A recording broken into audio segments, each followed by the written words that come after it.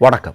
நேற்றைய தினம் பிரதமர் மோடி அவர்களை சந்தித்துவிட்டு தமிழ்நாட்டிற்கு புறப்படுவதற்கு தயாராக டெல்லி அரசினர் மாளிகையிலிருந்து வெளியே வந்த விஜயை பார்த்து அங்கே குழுமியிருந்த பத்திரிகையாளர் அதில் ஒருத்தர் ஒரு மிக முக்கியமான கேள்வியை கேட்கிறார். என்ன கேள்வி அப்படின்னா, திரு விஜய் அவர்களே, தமிழ்நாட்டிலிருந்து உங்களுக்கு முன்னாடி இருந்த எந்த முதலமைச்சராகட்டும், அவங்க யார் இங்கே டெல்லிக்கு வந்தாலுமே மீட்டிங்கெல்லாம் முடித்ததுக்கு அப்புறம் பத்திரிகையாளர் சந்திப்பை நிகழ்த்துவது என்பது வழக்கம். அது ஒரு லெகசி, தமிழ்நாட்டினுடைய பாரம்பரியம், தமிழ்நாட்டு முதலமைச்சர்கள் கடைபிடித்து வந்த ஒரு மிக முக்கியமான பாரம்பரியம். ஆனால் அதை மீறுகிறீர்களே, அதை பாதுகாக்க வேண்டியது உங்கள் கடமை இல்லையா? ஏன் பத்திரிகையாளர்களை சந்திக்க நீங்கள் மறுத்து கொண்டிருக்கிறீர்கள் அப்படின்னு ஒரு ரிப்போர்ட்டர் ஒரு கேள்வியை கேட்குறார். அது மட்டுமல்ல, கூடுதலான ஒரு கேள்வியை கேட்குறார். நீங்கள் ஏன் ராகுல் காந்தியை சந்திக்கலை? மோடியை சந்திக்கிறீங்க, நிர்மலா சீதாராமனை சந்திக்கிறீங்க, ஆனால் ஏன் ராகுலை சந்திக்கவில்லை? ஏன் சோனியா காந்தியை சந்திக்கவில்லை? இது அந்த ரிப்போர்ட்டர் கேட்ட கேள்வி. வழக்கமாக விஜய் என்ன செய்வாரோ அதை செய்துவிட்டு அங்கிருந்து ஓடி ஒளியக்கூடிய காட்சியை நாம் பார்த்தோம். அந்த ரிப்போர்ட்டர் தெளிவாக சொல்கிறார், ஜெயலலிதா கூட டெல்லியில் இந்த மாதிரி வந்துட்டு பிரதமரையோ அல்லது மற்ற ஏதாவது ஒரு விஷயத்திற்காக அங்கே வந்தாங்க அப்படின்னா பத்திரிகையாளர்களை சந்தித்து விட்டுத்தான் செல்வார். ஆனால் அது முதன்முதலையாக அந்த மரபு முழுமையாக விஜயால் மீறப்பட்டிருக்கிறது. இப்போ சம்பவம் இதோட முடியலை. இப்படி கேட்டது யார்? டெல்லியில் இருக்கக்கூடிய புதிய தலைமுறை ரிப்போர்ட்டர். இப்போ என்ன நடந்திருக்கு தெரியுமா? இவர் கேட்குறதும் விஜய் கும்பிட்டுட்டு ஓடுறதும் சமூக ஊடகங்களில் மிகப்பெரிய அளவில் வைரல் ஆயிடுச்சு. சும்மா இருப்பாங்களா? என்ன நடந்திருக்கு அப்படின்னா, புதிய தலைமுறை அரசு கேபிளில் 42வது இடத்துல ஏதோ வந்துட்டு இருந்தது. இப்போ பின்னாடி தூக்கி போட்டாங்க.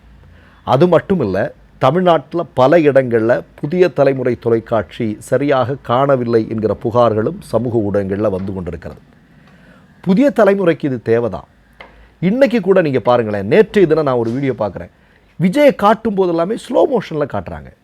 ஜெயலலிதாவை காட்டியிருக்க நம்ம டிவியில் பார்க்குறோம், எல்லா தலைவர்களையும் பார்க்குறோம். யாருக்குமே இந்த மாதிரியான, ஏன் மோடிக்கு கூட இப்படி ஒரு விஷயத்தை நம்ம பார்த்ததில்லை. நீங்கள் யோசிச்சு பாருங்க. நீங்கள் புதிய தலைமுறைக்காரன் விஜய் நடந்து வர்றது, கோட்டை இப்படி பண்ணுறது, அது எல்லாத்தையும் ஸ்லோ மோஷனில் காட்டுறான். என்னன்னே தெரியலைங்க. இப்போது இதுக்கு ஒரு முடிவு வந்துருச்சு. சரி, இதை அப்படியே தூக்கி வச்சுருங்க. அடுத்தது ஒரு மிக முக்கியமான விஷயத்தை சொல்லணும். இந்த 17-18 நாள்லேயே தமிழ்நாட்டு மக்கள் கதறலுடைய உச்சத்திற்கு போயிட்டாங்கங்க. அதில் எந்த விதமான சந்தேகமும் இல்லை. இப்போ நேற்றைய தினம் ஒரு சம்பவம் நடந்தது. பக்ரீத்தையொட்டி ஊருக்கு கிளம்புற மக்கள் நிறைய பேர் ஊருக்கு கிளம்புறாங்க.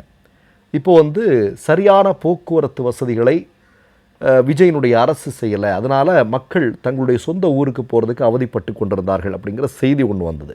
அந்த செய்தி மட்டுமல்ல, இப்போ நீங்கள் பார்த்தீங்க அப்படின்னா, கடந்த கால ஆட்சிகளில் பிரைவேட் பஸ்ஸில் இதே மாதிரியான பண்டிகை காலகட்டங்களில் அதிகமாக பணம் வசூலித்திருக்கிறார்கள் அப்படின்னா அது உண்மைதான், வசூலித்திருக்கிறார்கள், நம்ம மறுப்பதற்கில்லை. ஆனால் அரசு பஸ்ஸுகளில் அப்படி நடந்திருக்கா? இல்லை. இந்த முறை அரசு பேருந்துகளிலேயே அதிகமான பணம் வசூலிக்கப்பட்டதாக புகார்கள் வந்திருக்கிறது. இது ஃபஸ்ட் டைம் அப்படி ஒரு விஷயம் வர்றது. சரி, அடுத்ததாக என்ன? நம்ம அங்கே போகிறோம், பயணிகளுக்கு உரிய ஏற்பாடு செய்யணும். ஆனால் இன்றைக்கு போக்குவரத்துறை அமைச்சராக இருக்கக்கூடிய நபர் அதற்கு என்ன பதில் சொல்லியிருக்கார் அப்படின்னு நீங்கள் ஊடகங்களில் பார்த்துருப்பீங்க. நான் என்ன கேட்குறேன் அப்படின்னா, நிர்வாகம் எவ்வளவு பெரிய அளவில் பிரச்சனைகளை சந்தித்து கொண்டிருக்கிறது. நிர்வாகம் இல்லாமல் தள்ளாடி கொண்டிருக்கக்கூடிய ஒரு இடமாக தமிழ்நாடு தள்ளப்பட்டிருக்கிறது என்பதை நீங்கள் மறக்க முடியுமா? அடுத்தது ஒரு மிக முக்கியமான விஷயம். ஒரு கோயில், அந்த கோயிலில் அமைச்சர் என்பதை, அதாவது இந்து அறநிலையத்துறை அமைச்சர், அவர் தன்னை மறைத்து கொண்டு சாதாரண ஒரு மனிதனைப் போல உள்ள என்ன நடக்கு என்கிறதற்காக ஆய்வுக்கு போனாராம். ஆய்வுக்கு போன இடத்துல ஒரு அர்ச்சகர் 4000 ரூபாய் வாங்கியிருக்கிறார் அப்படின்னு உடனடியாக அவர் நடவடிக்கை எடுத்திருக்கிறார். இது டிவிகே குரூப்பில் பரவலாக போய்கொண்டிருக்கிறது. நான் என்ன கேட்குறேன், நுட்பமாக பாருங்கள். இப்போது இந்து அறநிலையத்துறையினுடைய அமைச்சர் பொறுப்பில் யாரை போட்டிருக்கிறாங்க, அது எவ்வளோ பெரிய விவாதம் தமிழ்நாடு முழுவதும் எழுந்தது அப்படிங்கிறதெல்லாம் உங்களுக்கு நல்லா தெரியும். எப்படிப்பட்டவர் அவருடைய பின்புலம் என்ன, அவர் யாருடைய ஆதரவாளர்கள் அப்படிங்கிறதெல்லாம் எல்லாருக்குமே தெரியும், தமிழ்நாட்டு மக்களுக்கு தெரியும். இப்போ நான் என்ன கேட்குறேன், பாட்டிலுக்கு 10 ரூபா எக்ஸ்ட்ரா வாங்கினாங்க அப்படின்னா அதற்கு டிஸ்மிஸ். அதாவது ஏழை எளிய மக்கள் தங்களுடைய வயிற்று பிழப்புக்காக ஒரு 10 ரூபா எக்ஸ்ட்ரா வாங்குறாங்கன்னா அதுக்கு டிஸ்மிஸ். ஆனால் ஏழை எளியவனாக இருக்கக்கூடிய ஒரு மனிதன் தன்னுடைய கடவுளை பார்த்து ஆறுதலுக்காக கோயிலுக்கு வரும்போது அவங்கிட்டேருந்து 4000 ரூபா ஆட்டையை போட்டால் இந்து அறநிலையத்துறை அமைச்சர் அந்த அர்ச்சகர்கிட்டேருந்து ஒரு மன்னிப்பு கடிதம் மட்டும் எழுதி வாங்கி அவரை விட்டுட்டாராம். இது அடுத்ததாக ஒரு மிக முக்கியமான விஷயம் சொல்லணுங்க. என்ன அப்படின்னா, நேற்றைக்கும் அந்த மின்வெட்டு தொடர்ந்து கொண்டிருக்கிறது. முன்னாடிலாம் ஏஇக்கு ஃபோன் பண்ணால் ஃபோன் எடுப்பாங்க, ஒரு 10 வாட்டி பண்ணால் எப்போதாவது ஒரு வாட்டி எடுத்துருவான். இப்போது ஃபோனே எடுக்கிறதில்ல, ஒட்டுமொத்தமாக ஃபோனும் எடுக்கிறதில்ல. அவ்வளோ பெரிய பிரச்சனைகளை சந்திச்சிட்ருக்கிறோம்.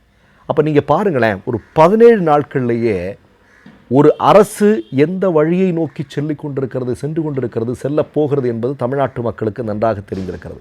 இதில் ஆதவர்ஜுனா வடை சுடுறது இருக்கு இல்லையா, அதாவது இப்போ இன்றைக்கி கூட நான் ஒரு பத்திரிகை ஆதவர்ஜுனா துணை முதலமைச்சராக்க போகிறாங்க அப்படிங்கிறது செய்திகளெல்லாம் வந்திருக்கு. ஆதவர்ஜுனா என்னென்ன பிளான் வச்சுருக்கிறார் அப்படிங்கிறது தெரியல. நம்ம என்ன கேட்குறோம், ஆதவர்ஜுனா ஒரு தினத்திற்கு முன்பு பேசுகிறார். அதாவது அதிமுகவை முழுமையாக உடைத்து கொண்டிருக்கிறார்கள், அது நமக்கு எல்லாருக்கும் தெரியும்.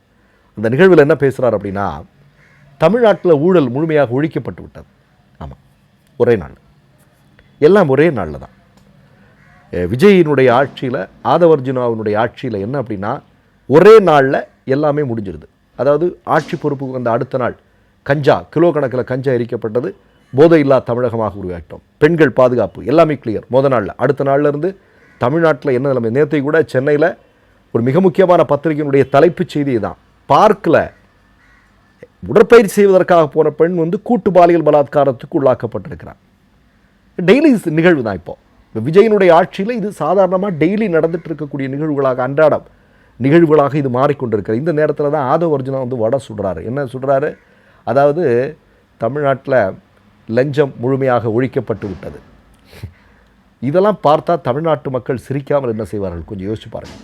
நான் என்ன சொல்கிறேன் அப்படின்னா, ஆதவர்ஜுனா வடை சுடட்டும், இல்லை போக்குவரத்துறை அமைச்சர் வடை சுடட்டும், இல்லை கீர்த்தனா வடை சுடட்டும், ராஜ்மோகன் வடை சுடட்டும், இதெல்லாம் வடை சுடட்டும். ஆனால் நான் என்ன கேட்குறேன்னா, இந்த தேர்தலுக்கு முன்னால் விஜய் சில விஷயங்கள் பேசினார் இல்லையா, அதற்கு மாறான ஒரு ஆட்சி நடக்குது இல்லையா, அப்போ நீங்கள் ஏதாவது பேசலாம் இல்லையா?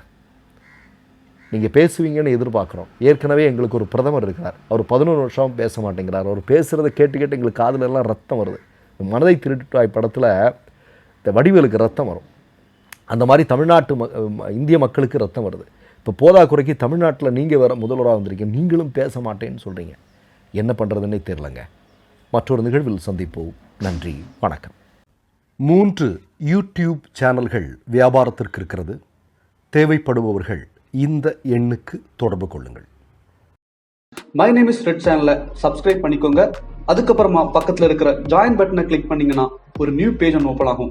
அதுலேயும் ஜாயின் பட்டனே கிளிக் பண்ணிக்கோங்க. அதில் பார்த்தீங்கன்னா credit R debit card options இருக்கு. இதில் உங்களுக்கு விசா, மாஸ்டர் கார்டு, ரிப்பே அப்படின்னு 3 ஆப்ஷன்ஸ் கொடுத்துருக்காங்க.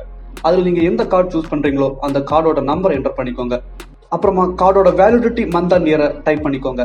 அடுத்தபடியா உங்க கார்டோட பின்னால சிவிசி கோடுன்னு சொல்லிட்டு 3 நம்பர்ஸ் கொடுத்துருப்பாங்க. அந்த நம்பர் இதில் என்டர் பண்ணிக்கோங்க. அப்புறமா அட்ரஸ் அண்ட் இன்ஃபர்மேஷன் என்டர் பண்ணிட்டு பைங்கிற பட்டனை கிளிக் பண்ணிக்கோங்க.